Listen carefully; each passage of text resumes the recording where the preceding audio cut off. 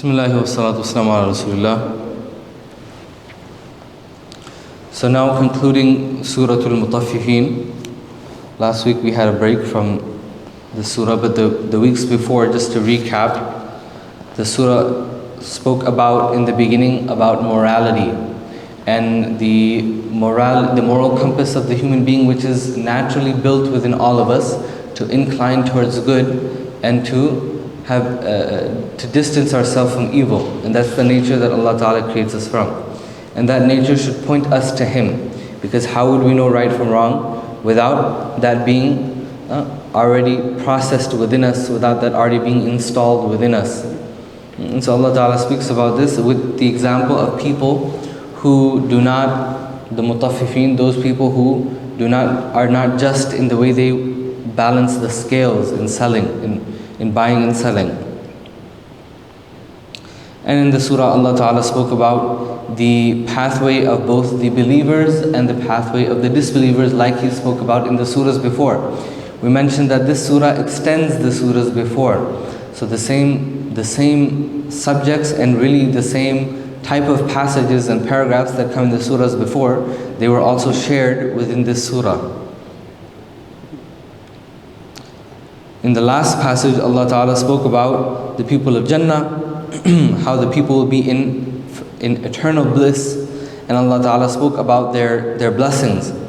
After that, Allah Ta'ala then speaks about, and we continue from the ayah where we stop, إِنَّ الَّذِينَ أَجْرَمُوا كَانُوا مِنَ الَّذِينَ آمَنُوا يَضْحَكُونَ.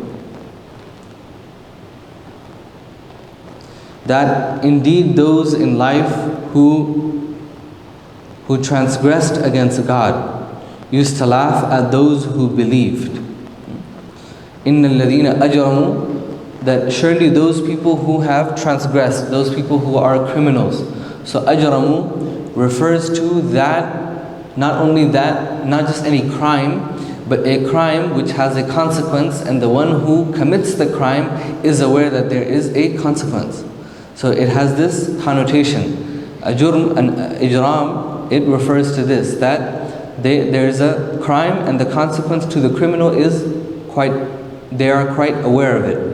كَانُوا مِنَ الَّذِينَ آمَنُوا يَضْحَكُونَ.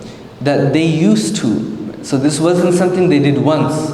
Allah Ta'ala is speaking of them and this sin of theirs, mentioning that it was something they did constantly. كَانُوا. They did this constantly and repetitively. مِنَ الَّذِينَ آمَنُوا يَضْحَكُونَ. That they would laugh at them. They would make fun of them. Right? In other surahs, now Allah Ta'ala tells us, right? And so the sin can be at different levels.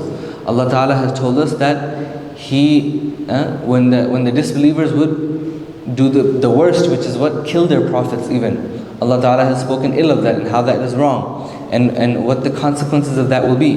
But even on a smaller scale, right? Because where does it start from? It starts from making fun of the people of religion. It starts from mocking their deen, mocking the religion, mocking the people of Iman. Right? So that's where it starts from. So Allah Ta'ala is acknowledging this sin as well and this wrongdoing. وَإِذَا مَرُّوا بِهِمْ يَتَغَامَزُونَ. And when they pass by them, when the disbelievers pass by the believers, they would in mockery with one eye wink. Right? Ghams. They would, when they pass by the believers, they would wink. Now, and we know that when a person rolls their eyes, winks, these type of actions with the eye, they're very, very rude, very bad. Right? If it's done in the presence, in front of any person would become angry at it. Allah Ta'ala is addressing this, right? He's mentioning it, even though it's something we would think it's just small, right? Just the winking of the eye. Allah Ta'ala is recording that as well. And this is somewhat a tasliyah as well to the believers, and towards the end of the surah this will be mentioned as well. But this is a comfort to the believers that remember that when the disbelievers mock you, right? They're not doing so and without any consequences.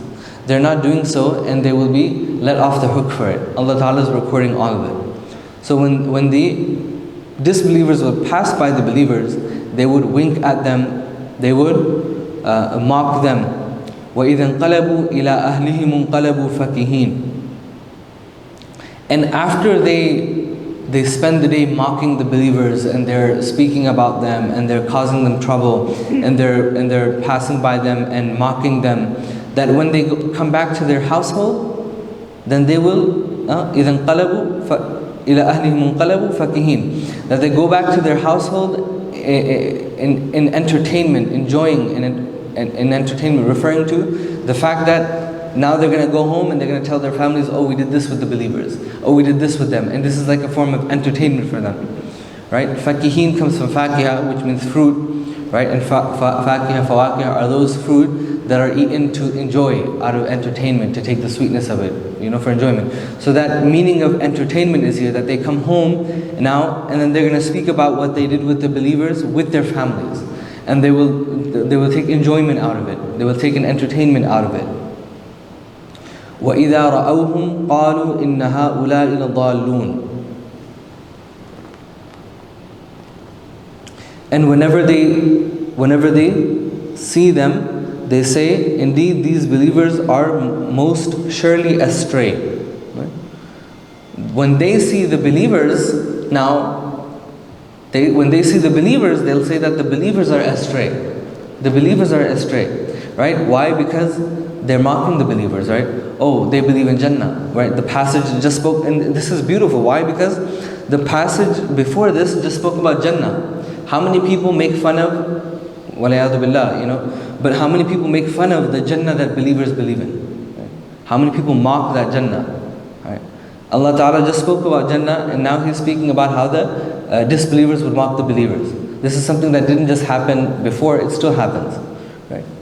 So when they see the believers, they say that these people, they're on the wrong path. They're thinking they're going to get Jannah. They're thinking Allah Ta'ala has this awaiting for them, rivers and fruit and everything that Allah Ta'ala has awaiting for them in Jannah, from what we can think about and what we can't think about. It's all there. Right? So, they believe in these fairy tales. They believe in these false realities. وَمَا أُرْسِلُوا عَلَيْهِمْ حَافِظِينَ.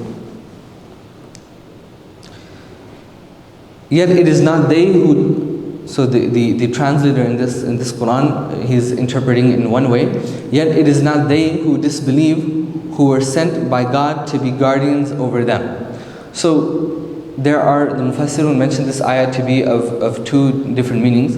One either being that it is the statement of Allah, that Allah Ta'ala is saying, in the sense of the narrative, of course the ayah is Allah Ta'ala's word, but in the narrative, that Allah Ta'ala is saying that the disbelievers, are not sent as guardians. They're not responsible. Why are they acting like they are guardians and protectors and the people who are standing for society to protect society?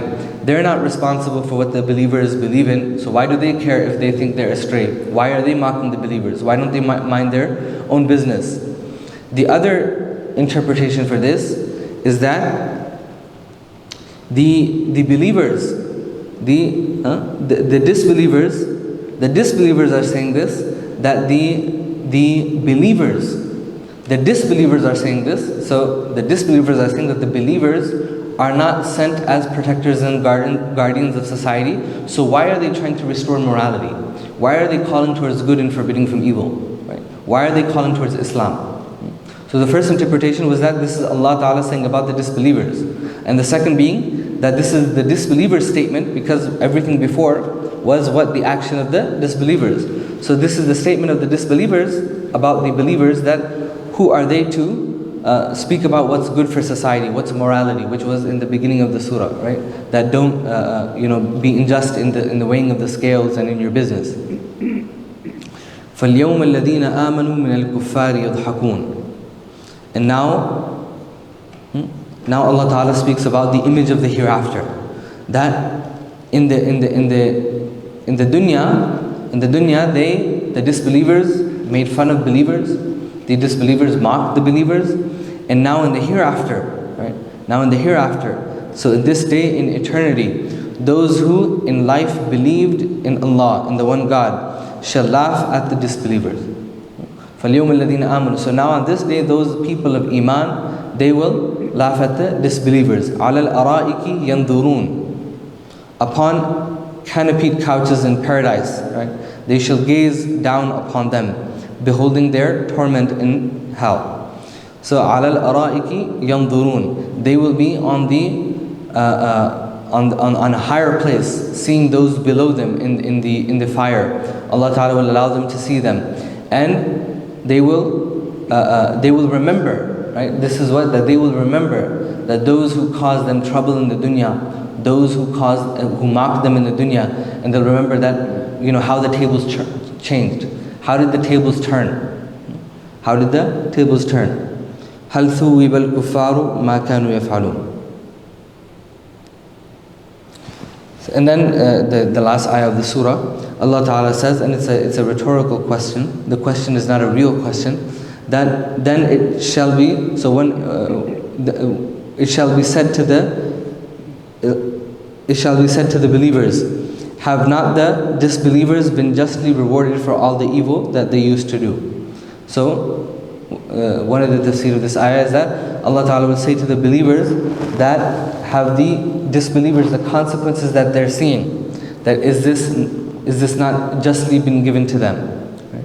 And this is obviously a rhetorical question, but this is also for the disbelievers to hear and for them to listen to, that before consequences are given to them, that they should change their action. They should change their action. So again, going back to the beginning of the surah, just a summary, Allah Ta'ala spoke about the balances of which morality brings to society, and how that affects the society, and how that restores justice and brings justice amongst the people. And then Allah Ta'ala spoke about those people who believe in Him, those people who believe in the hereafter, versus those people who call it to be fairy tales and don't believe in it, and how they do so because their hearts have been rusted from their actions in this dunya.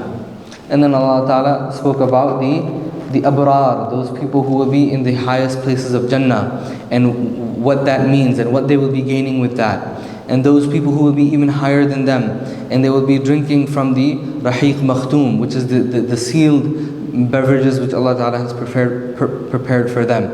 And that all of this is something that people should compete for, right? So فَلْيَتَنَافَسِ الْمُتَنَافِسُونَ, just to go over that ayah again, the believers should compete for this, right? The Sahaba radiallahu anhum, they had a very good competition amongst themselves, which was to compete for how they can gain a higher place in the hereafter. This is a noble competition. And then Allah Ta'ala, in the last passage which we went over today, spoke about those who mock the deen. Right? And this is something very important in our time, because in our modern era, right, the deen is mocked, very, very commonly. Right? Unfortunately, people even of religion, they'll think it's just a joke. They'll think it's just a joke, but they'll make jokes of religion, make jokes of God, and these can be very serious. Right? These are very serious. So when we speak about the deen, we should make sure that we're not using any words, or we're not speaking in any manner which could be a mocking of the deen. And of course, these last ayat are specific to the disbelievers, and we ask Allah Ta'ala that He grant us understanding of the surah, and to forgive us for any shortcomings in our attempt to understand. وآخر صدق الله العظيم وآخر دعوانا الحمد لله رب العالمين سبحان الله وبحمده سبحانك اللهم وبحمدك نشهد أن لا إله إلا أنت نستغفرك اللهم ونتوب إليك جزاكم الله خيرا.